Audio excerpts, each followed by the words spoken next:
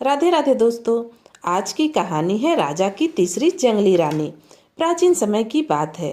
एक राज्य था जहाँ पर प्रताप सिंह नाम के राजा राज्य किया करते थे। राजा की 3 रानियां थी। तीनों में सबसे छोटी रानी का नाम चीकू रानी था।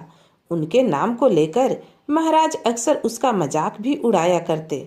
लेकिन इसके साथ ही यह भी एक सच्चाई थी कि महाराज सबसे ज्यादा प्रेम भी उसी रानी से करते। दूसरी रानियों को यह बात अच्छी नहीं लगती, इसलिए वह इस बात से खपा भी रहती और कभी कभी तो चिढ़ भी जाती। दोनों बड़ी रानियां अक्सर यह सोचती कि इस छोटी रानी में ऐसी क्या खास बात है, इसकी लंबाई भी कम है और सुंदरता में भी यह हमसे सुंदर नहीं है। वह दोनों अक्सर यह सोचकर भी दुखी होती रहती कि यह छोटी चीकू रानी महाराज के जीवन में हमसे बाद में आई, फिर भी महाराज इसको इतना महत्व क्यों देते हैं। महाराज के जीवन में चीकू रानी का आना भी एक रहस्य था। उसके पीछे भी एक कहानी है। एक बार महाराज शिकार के लिए जंगल में गए हुए थे। काफी देर इधर उधर घूमने के बाद भी जब उन्हें शिकार नहीं मिला तो उन्होंने जंगल की ओर भीतर जाने के लिए सोचा और वह घने जंगल में काफी अंदर तक चले गए। उनके साथ उनके कुछ सैनिक भी थे। अचानक उन्हें वहां पर अपने सामने से एक शेर आता दिखाई दिया। महाराज सावधान होकर शेर पर वार करने की तैयारी करने लगे। वह अपने शिकार पर वार करने ही वाले थे कि तभी पीछे से दूसरे शेर ने उन पर हमला कर दिया और उन्हें संभलने का मौका भी नहीं दिया। अचानक हुए इस हमले को उनके साथ वाले सैनिक भी देखते ही रह गए। राजा के सैनिक अभी सोच ही रहे थे कि क्या किया जाए, तभी दूर से एक हंसिया हवा में घूमता हुआ आया और सीधा हमला करने वाले शेर पर जा लगा। हंसिया के इस वार से वह शेर वहीं गिर गया।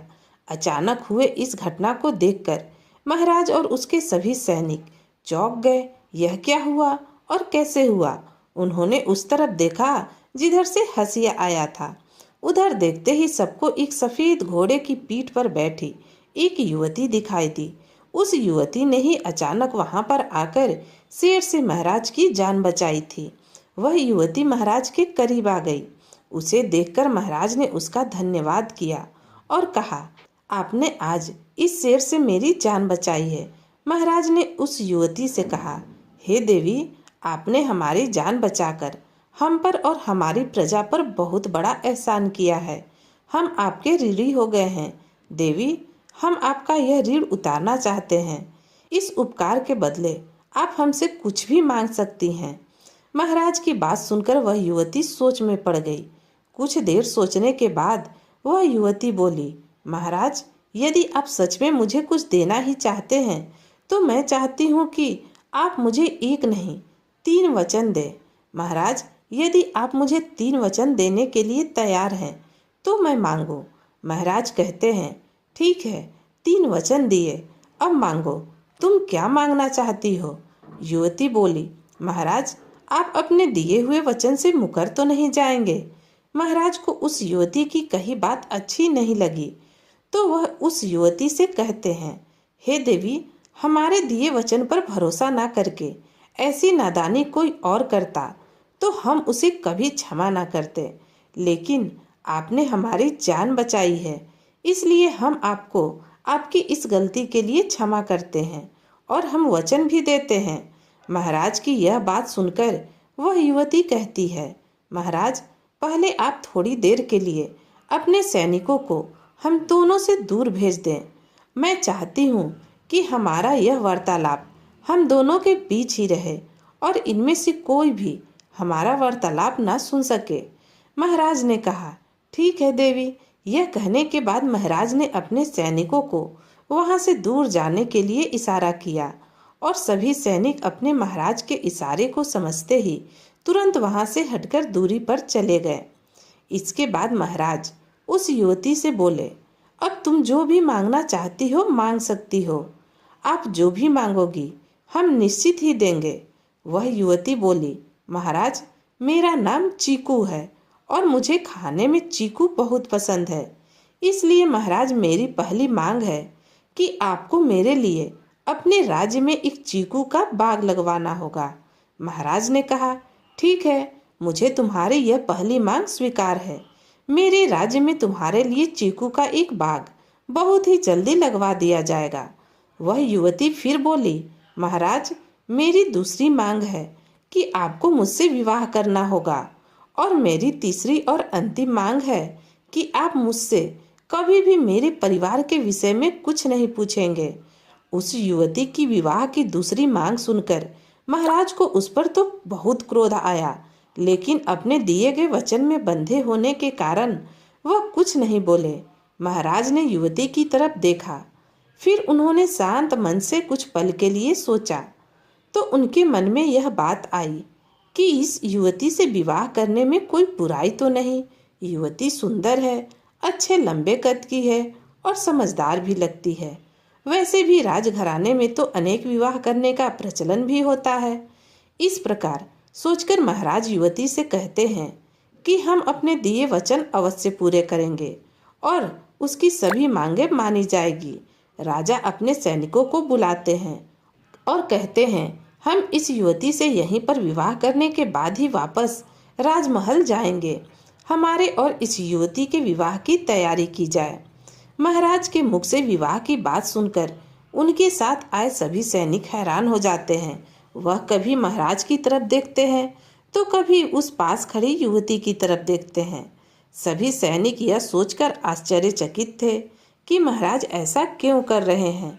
यह साधारण सी दिखने वाली युवती, जिसका कद भी छोटा है और देखने में भी ज्यादा सुंदर नहीं है, वह युवती महाराज से शादी करने के योग्य तो बिल्कुल भी नहीं। यह कैसा अजीब रहस्य था। एक ही युवती महाराज और उनके सैनिकों को अलग अलग रूप में कैसे नजर आ रही थी। जो युवती सैनिकों को साधारण दिख रही थी, वही युवती महाराज को बहुत सुंदर दिख रही थी। अब सैनिकों को महाराज का आदेश तो मानना ही था, इसलिए जंगल में ही विवाह की तैयारी की गई और महाराज वहीं जंगल में उस युवती से विवाह कर लेते हैं। विवाह करने के बाद महाराज अपने राज्य की तरफ प्रस्थान करते हैं और जब महाराज सैनिकों सहित अपनी नई रानी को लेकर अपने राजमहल के नजदीक पहुंचते हैं, तो सैनिकों द्वारा राजमहल में खबर दी जाती है ताकि दोनों बड़ी रानियां नई रानी का स्वागत कर सके। महाराज की दोनों रानियां नई रानी के बारे में सूचना पाकर हैरान रह जाती हैं। वह सोचती हैं कि महाराज किसी युद्ध के लिए तो गए नहीं थे जो किसी राज्य पर विजय प्राप्त करके वहां की राजकुमारी को विवाह करके अपने साथ लाए हों। हमारे महाराज तो जंगल में शिकार के लिए गए थे, तो क्या वह जंगल में किसी जंगली लड़की से विवाह करके आ रहे हैं। इस प्रकार दोनों रानियों के दिमाग में अलग अलग सोच चल रही होती है। उनके मन में अलग ही विचार चल रहे होते हैं कि पता नहीं जंगल से आने वाली यह जंगली रानी कैसी होगी। शायद वह बहुत अधिक सुंदर होगी, तभी तो महाराज ने उससे शादी की होगी। वह बहुत सुंदर और गुणवान होगी, तो हो सकता है कि महाराज केवल उसी के होकर रह जाएं और इस राजमहल में हमारा मान सम्मान कम हो जाए। यही सब सोचते सोचते दोनों बड़ी रानियां दासियों को अपने साथ लेकर महाराज और नई रानी के स्वागत की तैयारी में लग जाती हैं। कुछ समय पश्चात महाराज नई रानी के साथ राजमहल के द्वार पर पहुंचते हैं। सभी को नई रानी के आने की बहुत खुशी होती है। राज्य की जनता भी महाराज के विवाह का समाचार सुनकर राजमहल के मुख्य द्वार पर इकट्ठी हो जाती है। सभी लोग महाराज और नई रानी की जय जयकार करते हैं। जब नई रानी रथ से बाहर आती है तो राज्य के लोग छोटी रानी को देखकर हैरान हो जाते हैं और आपस में कानाफूसी भी करने लगते हैं।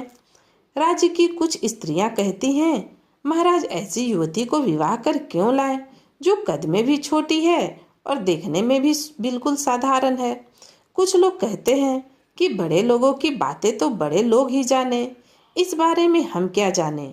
कुछ लोग कहते हैं महाराज को जरूर इसमें कोई विशेषता दिखी होगी।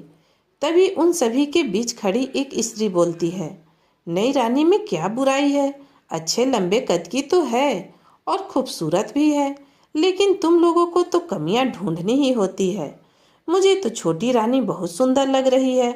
चेहरे का तेज देखकर भी ऐसा लगता है जैसे कोई देवी शक्ति हो।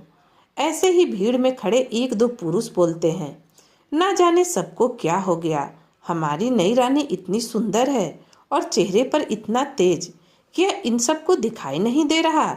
अजीब रहस्य था। चीकू रानी ज्यादातर लोग को नाटी और साधारण दिख रही थी, वहीं कुछ लोगों को अत्यधिक रूपवती और तेजवती दिखाई दे रही थी। राजमहल के मुख्य द्वार पर आरती का थाल सजाए हुए स्वागत के लिए तैयार खड़ी दोनों बड़ी रानियां भी जब नई बहू चीकू रानी को देखती है तो आश्चर्य में उनकी आंखें खुली की खुली रह जाती है।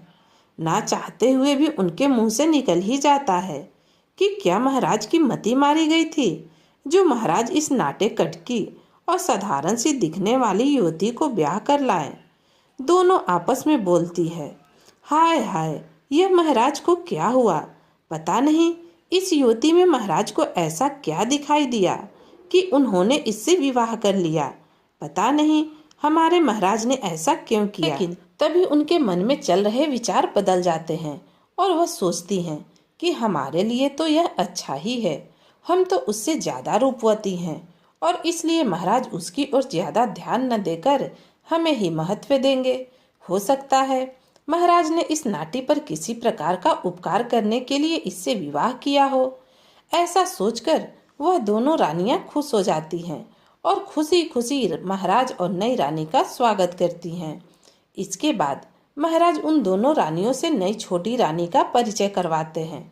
वह चीकू रानी को बड़ी रानी और दूसरी मंझली रानी के बारे में बताते हैं और उसके बाद महाराज उन दोनों बड़ी रानियों को नई रानी के बारे में बताते हैं और कहते हैं कि यह है आप दोनों से छोटी चीकू रानी। यह चीकू रानी बहुत बहादुर है, आज इन्होंने एक शेर से हमारी जान बचाई। तभी चीकू रानी दोनों बड़ी रानियों के चरण स्पर्श करने के लिए नीचे झुकती है। जैसे ही बड़ी रानी के चरण स्पर्श करती है वैसे ही रानी को एक झटका सा लगता है। वह अजीब सी नजरों से चीकू रानी की तरफ देखती है। चीकू रानी के मुख पर एक शांत सी मुस्कान आ जाती है। इसके बाद चीकू रानी दूसरी मंझली रानी के चरण स्पर्श करती है तो मंझली रानी के साथ भी वैसा ही कुछ होता है जो बड़ी रानी के साथ हुआ। तभी चीकू रानी के मुख पर एक मुस्कान होती है। सब कार्यक्रम हो जाने के पश्चात चीकू रानी को राजमहल के अंदर उनके कक्ष तक ले जाया जाता है। कक्ष में जाने से पहले महाराज चीकू रानी को उसके कक्ष में लेकर जाते हैं जहां बड़े महाराज और राजमाता के चित्र लगे हुए थे। महाराज उनके सामने हाथ जोड़कर कहते हैं, पिताश्री, माताश्री, यह आपकी नई वधू चीकू है, इन्हें अपना आशीर्वाद दें, इन्होंने ही आज हमारी जान बचाई है।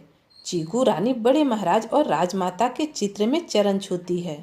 वह जैसे ही चरण छूकर चित्र की तरफ देखती है तो राजमाता और बड़े महाराज की आंखों में आंसू नजर आते हैं। देखते ही देखते वह आंसू टपक कर छोटे महाराज के हाथ पर गिरते हैं। महाराज चौंक जाते हैं कि उनके हाथ पर यह 2 बूंद पानी कहाँ से टपक पड़ा। इधर चीकू रानी राजमाता और बड़े महाराज के चित्र की आंखों में देखते हुए मानो उनको कोई आश्वासन दे रही हो। राजमाता, पिताजी महाराज, अब मैं यहाँ आ गई हूँ, अब कुछ अनिष्ट नहीं हो सकता और जो अनिष्ट भूतकाल में हुआ उसका हिसाब भी अनिष्ट करने वालों को चुकाना होगा। आपकी यह बेटी आपको वचन देती है। महाराज चीकू रानी से कहते हैं, चीकू रानी, यह मेरी बदकिस्मती है कि हमारी राजमाता और पिताजी महाराज हमें इतनी जल्दी इस संसार में अकेला छोड़कर चले गए। अभी तो हमें उन दोनों की बहुत जरूरत थी। उन दोनों के जाने के बाद अब हमारा मार्गदर्शन करने वाला कोई नहीं। चीकू रानी कहती है कि महाराज उदास मत होइए, एक दिन सबको संसार को छोड़कर जाना ही है। कोई जल्दी चला जाता है और कोई देर से, लेकिन यह बात ठीक है कि आपको राजमाता और पिताजी महाराज की आकस्मिक मृत्यु होने के कारण अधिक दुख हो रहा है।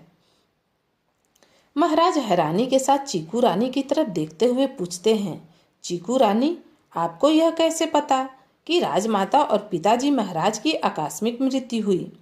चीकू रानी सकपका जाती है और महाराज से बोलती है, महाराज, आपने बोला कि राजमाता और पिताजी महाराज हमें इतनी जल्दी छोड़कर चले गए, तो बस मैंने उसी से यह अनुमान लगाया। उसके बाद दासियां चीकू रानी को उनके कक्ष में लेकर जाती है। उनकी दासियां चीकू रानी को उनके कच्छ के अंदर तक छोड़कर वापस कच्छ के बाहर चली जाती हैं। वहां पर भी एक दासी होती है। वह भी लगभग चीकू रानी की ही हम उम्र रहती है। वह चीकू रानी का अभिवादन करती है और कहती है, छोटी रानी जी, आप तो बहुत सुंदर हैं, बड़ी रानियों से भी सुंदर। चीकू रानी दासी को बोलती है, तुम भी तो सुंदर हो, कहीं तुम्हारा नाम सुंदरी तो नहीं। रानी की यह बात सुनकर वह दासी शर्मा जाती है और फिर बोलती है, अरे नहीं छोटी रानी, मैं सुंदर कहाँ हूँ, भला गरीब लोग भी सुंदर होते हैं। चीकू रानी कहती है, क्यों, गरीब लोग सुंदर क्यों नहीं हो सकते? जिसका मन सुंदर हो उसका तन भी सुंदर होता है। मन की सुंदरता सबको दिखाई नहीं देती, सब तन की सुंदरता को देखते हैं। दासी कहती है, अरे वाह छोटी रानी, आप तो बहुत अच्छी हैं और आपकी बातें भी अच्छी हैं। मैं खुशकिस्मत हूँ जो मुझे आपकी सेवा करने का मौका मिल रहा। दोनों बड़ी रानियों को यह अच्छा नहीं लगता कि राजा छोटी रानी के साथ ज्यादा समय बिताते हैं। दोनों बड़ी रानी अब छोटी रानी से ईर्ष्या करने लगी थी। उन दोनों को लगता था कि यह ठगनी रानी है, कोई जादूगरनी है, इसको कुछ तंत्र मंत्र आता है, इसने तंत्र मंत्र करके महाराज पर जादू कर दिया, इसलिए महाराज को वही सही लगता जो ये ठगनी जादूगरनी कहती है। वह दोनों सोचती है कि कल की आई हुई यह बौनी रानी, जो सुंदर भी नहीं, उसने महाराज को हमसे दूर कर दिया।